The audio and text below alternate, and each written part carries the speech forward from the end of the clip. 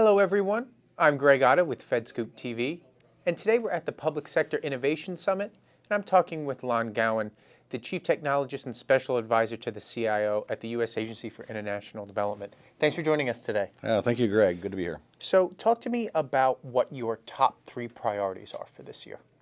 Very good question. The president for his entire tenure pretty much has pushed mobility. Okay. And so for us and me in particular, it's mobility.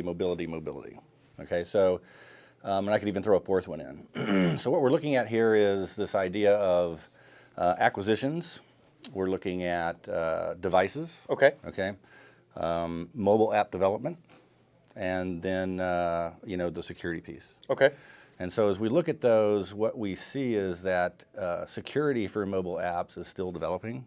Right. And so as we look at that, and we look at the 2 big sides, iOS devices such as your Apples, right, and then your Android devices. Okay. And so being able to identify apps and their security is a big thing, and building that in is also a big thing. The other piece would get into acquisitions. So for excuse me. So for U.S. aid, one of the big ones is global mobility. Okay. Okay. So we have anywhere from 80 to 100 missions around the world, and so how do you provide mobility for all those people in the field? Some of which in pretty austere locations. Right. Right. Yes. Not everybody's got a Verizon and spread around the world. Yes, you got it. So due to our mission, okay. So that is one of the big ones that we're working on, and we've in our discussions with GSA and other agencies, it's not an easy thing to tackle. Okay. So we're working on that. That's very high on my list. Has been for a while. Hopefully, we'll make some headway on that in the next few months. So, I mean, that basically covers, a lot of the mobility. We can go into there if you want, but. Well, I mean, outside of the mobility, what technological and policy innovation has had the biggest impact on your job so far this year? So let's take this one from a policy standpoint, because Okay. I don't see a lot of policy discussions going on. So there's, over the years, the federal government has passed various laws. Right. Okay. So we can go all the way back to PRA, which is the Paperwork Reduction Act. Then we can migrate into Klinger-Cohen. Okay. We can migrate into the eGov Act of 2002. And we come all the way up to today with FITARA, right? So all of that is sort of melded together to help. Yes, very much so. And so, FITARA is the latest, law to come into existence. It was put into the Cromnibus DoD Act, okay? And the objective there is to continue what federal law has tried to do in the past, and that is bring centralized control to the CIOs at the agencies so that they can produce efficiencies with respect to IT. Okay, so that generates some of that innovation that we need, and is, again, it's difficult when you look at, I've been in several federal agencies, so it's difficult when you look at these agencies to say, okay, how do we centralize all this IT? Because naturally it's distributed. Take NASA, for example. We have engineers, we have scientists in that agency, and then we have, enterprise IT applications. Right. Okay, how do you centralize that? It's not an easy problem. No, it's not. And so that's why we have laws after laws, because there's continual creep, if you will, to try and bring that under control. So with all of that, name one way your office is driving innovation across USAID. Okay. So what we're doing is taking advantage of recent directions from the Fed, okay, the federal IT CIO, and that is with cloud computing. Okay. So looking at cloud computing over the years, and I got involved with it way back in 2007, 2008, when GSA was setting up FedRAMP and stuff. Okay. So FedRAMP was, I know it gets a lot of bad press, but it did help in several ways, and one of those is this concept of, hey, reciprocity. How do we across federal agencies, take advantage of what someone else has done in another federal agency with regard to IT security? Because IT security is very important, right? We've seen that in the press plenty of times, and without that, what we end up doing is we end up repeating a lot of work, and so that's very wasteful.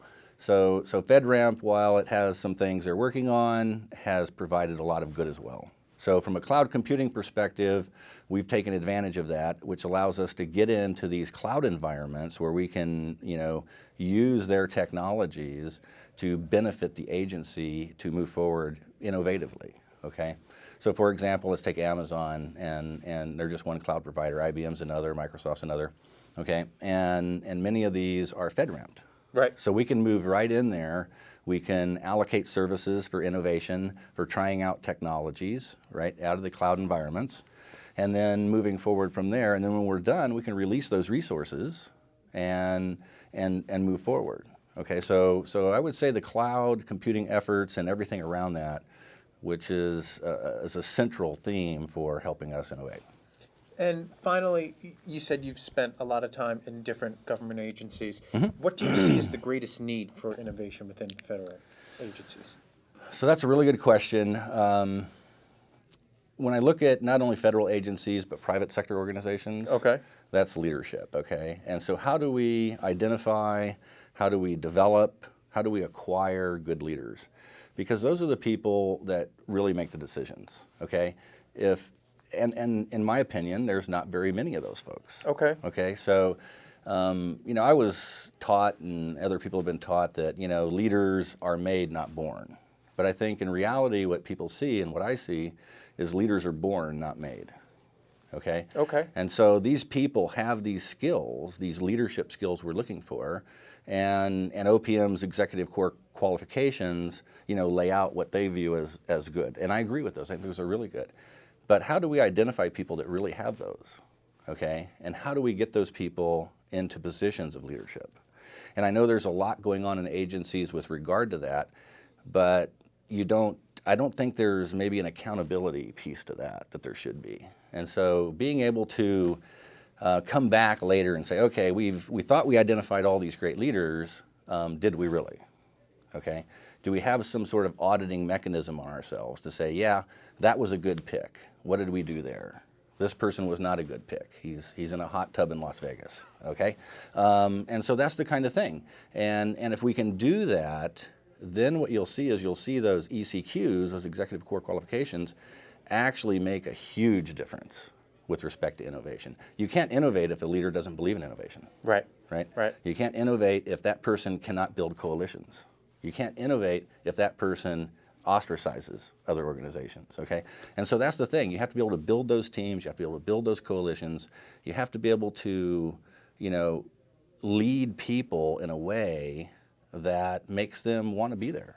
So with the government, what you're basically saying is the government has workforce issue, but it's not just necessarily getting bodies in the door. It's getting the right bodies and retaining those bodies to move upward. Very much so. And in the private sector, so there's two sides to this, right? There's the private sector can offer more money, right? Right. And so certain people are drawn to the public sector because of the public good, okay?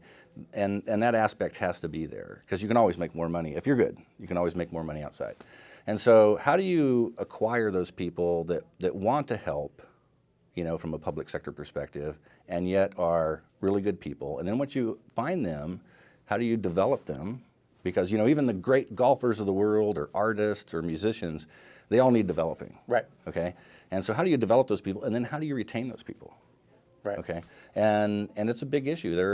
I've seen it in many agencies. And so, it would be great if we can get there.